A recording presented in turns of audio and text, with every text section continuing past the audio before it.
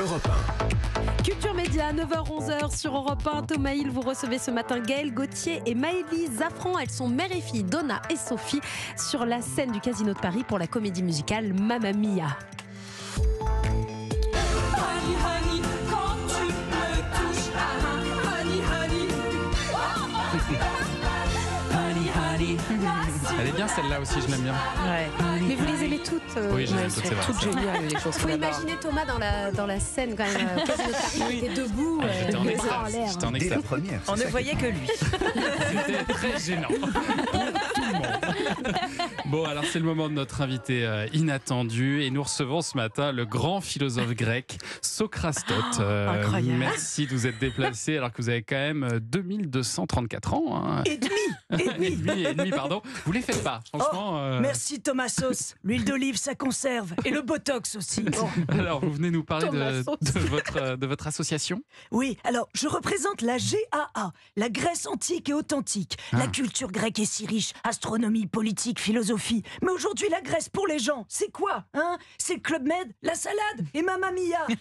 Une comédie musicale qui se passe en Grèce, mais avec un titre italien et des chansons de suédois. C'est vrai.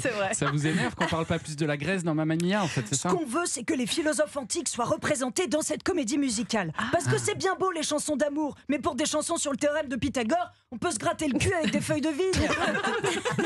Ah, effectivement. Enfin, ce serait peut-être moins vendeur. Hein. Bon, vous rigolez? Regardez, j'ai fait une chanson sur nos plus grands concepts philosophiques. Ah oui.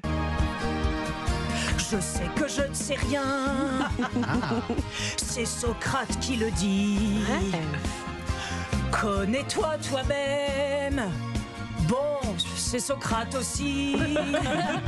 5 fruits et légumes par jour. La montagne, ça vous gagne.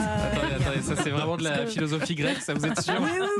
La montagne, ça vous gagne. C'est d'Épictète, il adore le ski de fond. Ah d'accord, on apprend plein de choses. Hein, Ouais, c'est vous fou. avez pas tout vu, j'ai d'autres chansons. Vous connaissez le philosophe dégueu et alcoolique qui vit dans un tonneau? Non, Anissa, pas Michel Houellebecq. Non, je parle de Diogène. Ah oui, on lui doit le syndrome de Diogène. Oui, bah sa vie ferait une super comédie musicale, regardez ça. Mamma Mia, il fouette du slibard. Aïe, aïe, il boit encore du pinard. Oui, il se paluche en public. Oui, il pisse dans sa tunique.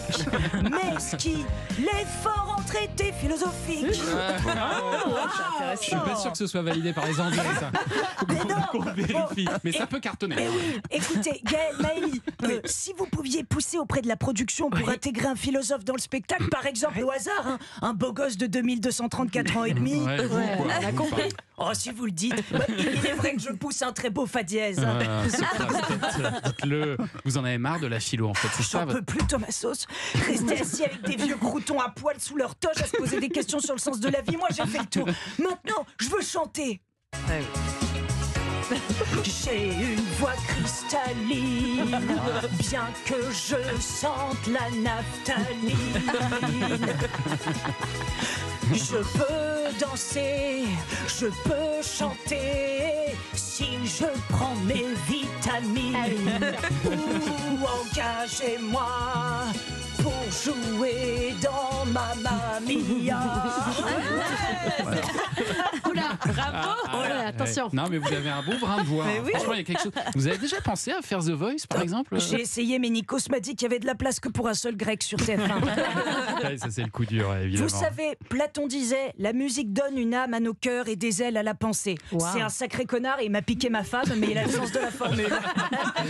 Merci pour ces sages paroles, Socrastote, qu'on peut applaudir. Et bravo à Cécile Marx, qui avait du mal à respirer sous sa barbe. Non, mais on aurait dit le frère jumeau du père Fouras. Oui, absolument.